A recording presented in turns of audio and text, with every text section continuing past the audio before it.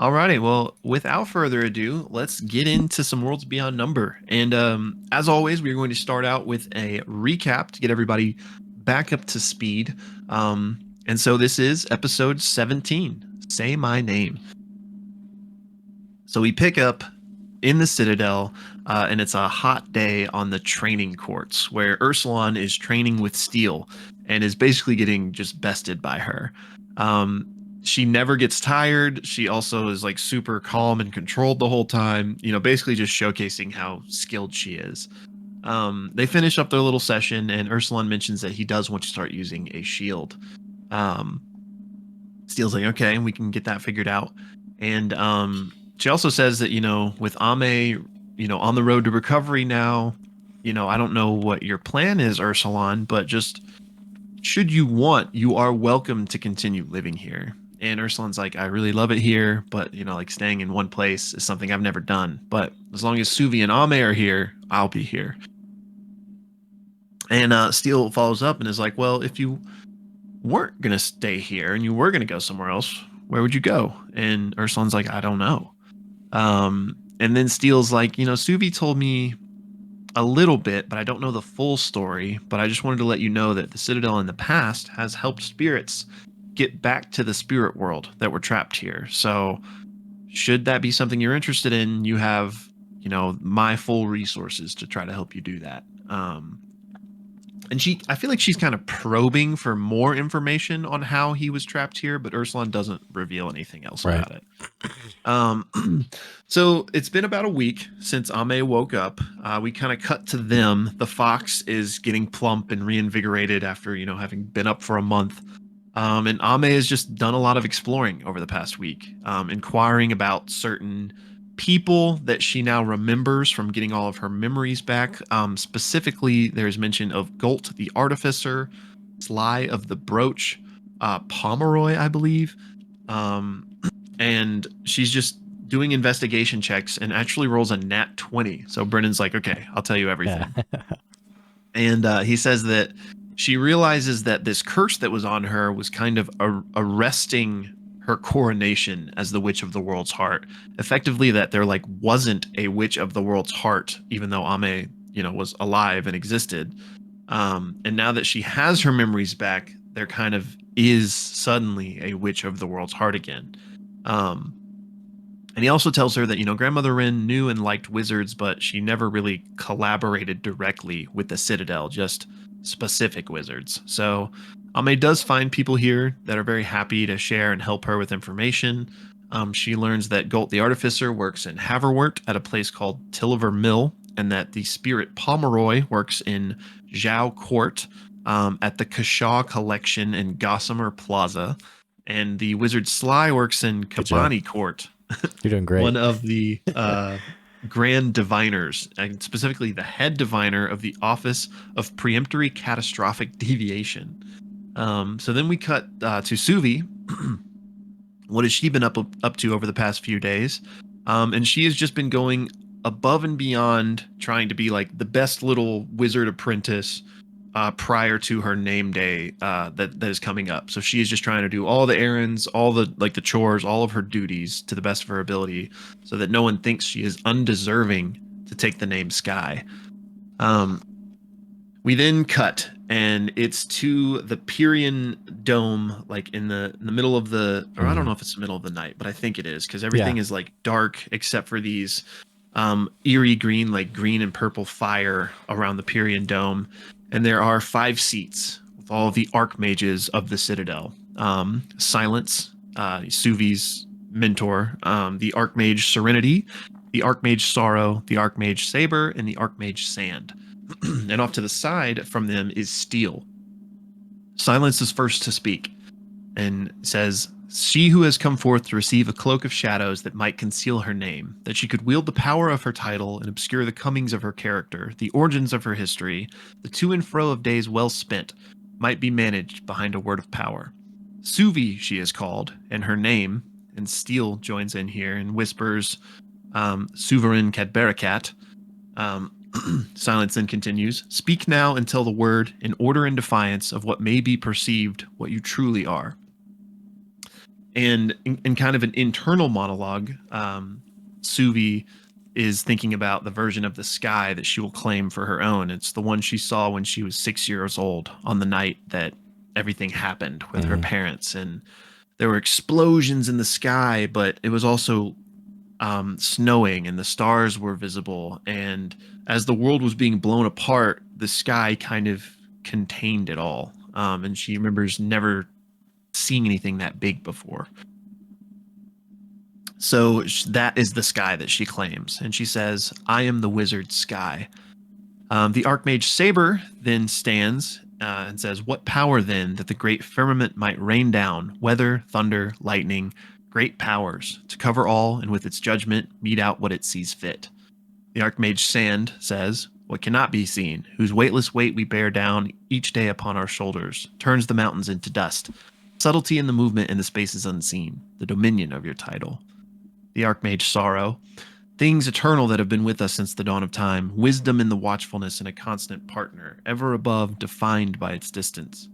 The Archmage Serenity, movement, life, in a desert beyond which no growing thing can be seen from our vantage point. We see the beginnings, wisps of vapor that will become storms, rain to fall upon our forests and fields, a partner in a dance to sustain the world forever. And finally, the Archmage Silence.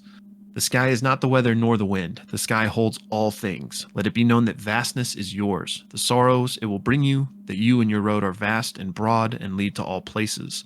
Many who have destiny curse it.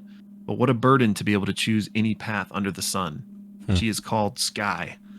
And it's at this point, lightning strikes the top of the Irian, and all across Umora, every instance of the name Suvi or Sovereign Cadbarakat is stricken and replaced by the word sky. The name is swallowed up by her name cloak, except in the places in which it was written by one from whom it was given. So a handful of places, a handful of people still know that she is Suvi. And right after this, we kind of have a quick like flashback section where Suvi goes to both Ursulon and Ame and explicitly gives them her name so that they can remember that she is Suvi. So she does that, and then we cut back to the present. She is called Sky, and she and Steel embrace. And Steele's like, huge fan of your previous work, referring to like the previous Wizard Sky. And she says, you'll put them all to shame. And Suvi's just like, I'm going to do my best to live up to the love and care and time that you invested in me. And she's like, that's the first promise made by the third Wizard Sky. And she says, you have my promise as well. I will do everything I can do to be worthy of your devotion, and to the memory of those that came before. And she says, you know what? Or Suvi says, you know, can I now learn my parents' names? And Steele says that, yeah, I'll take you tomorrow because tonight Suvi is going to go celebrate. And you want to take it from there? Yeah. So in the last probably like 40 minutes to an hour, it is basically a massive party for Suvi. And Suvi has told her friends, like, you know, we're going to get wild tonight. It's going to be a lot of fun. And it is. There are people from all over. There's tons of food and drink. And, you know, Bear, the strongest man in Silbury, is remembering why he loves the Citadel so much, as he's enjoying plenty of that food as well. There's a moment during the party, though, where Suvi and Ame go to the bathroom, which Brennan describes as, you know, smelling like a bathroom with like some sort of like magical cleaner for it. And while they're in here, they note this light coming from the ceiling through like the windows that are above them. And they know this to be the scry spell. It's then when they look out at the windows on the sides to see what Brennan describes as horrible creatures, spider-like creatures with a single eye, to which Ame identifies as, was it pixies or fairies? Fairies, I believe. Yeah, fairies. The fairies take one of their tendrils and poke on the glass and actually break through it. And two fairies make their way in, and they're it's kind of hard to describe. They are looking for Ame.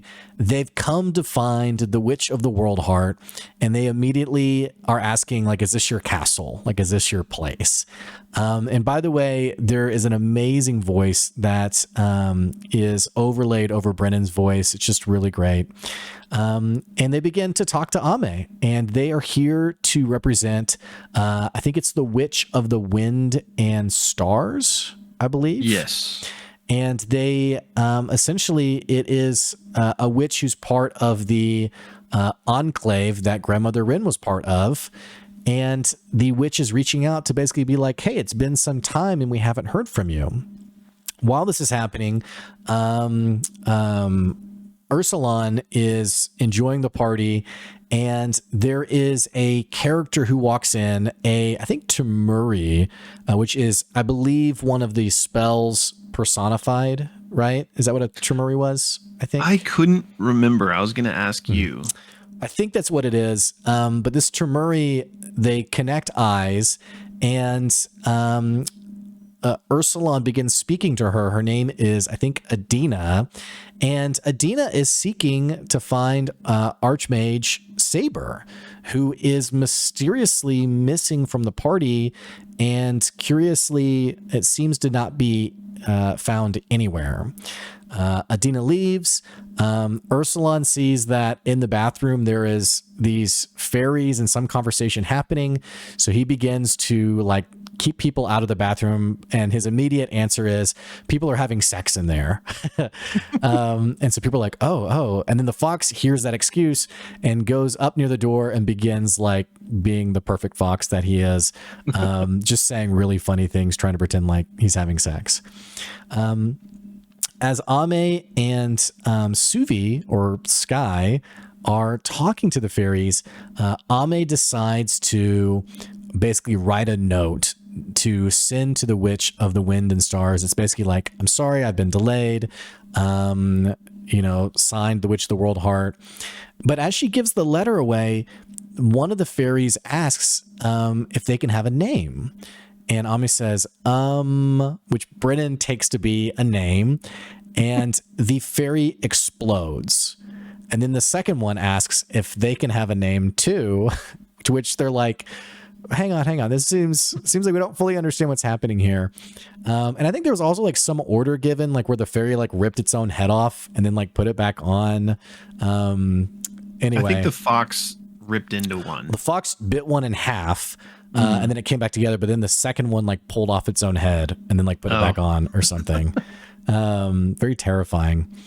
While this conversation is happening, Silver, Suvi's boyfriend-esque, walks up and is like, hey, Ursulon, is everything okay in the bathroom? And he's like, oh yeah, he's keeping this excuse that people are having sex in the bathroom. And he's like, but I saw Ame and Suvi going in there.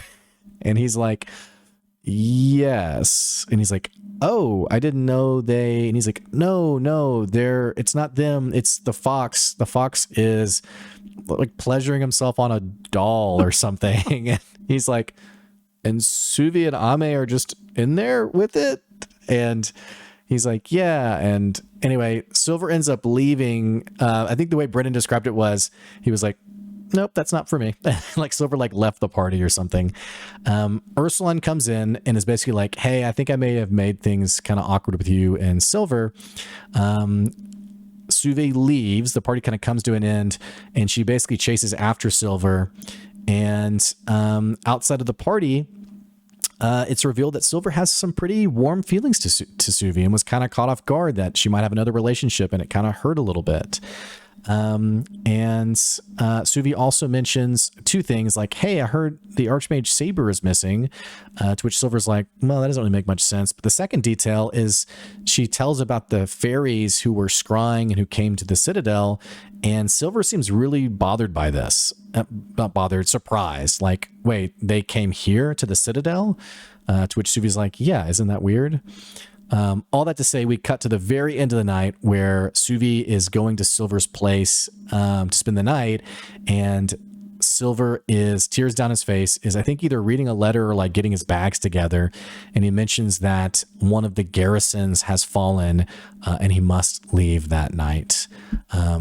And that is episode 17, Say My Name, of Worlds Beyond Number. And if you want to hear our full thoughts and discussion, check the link for the full video.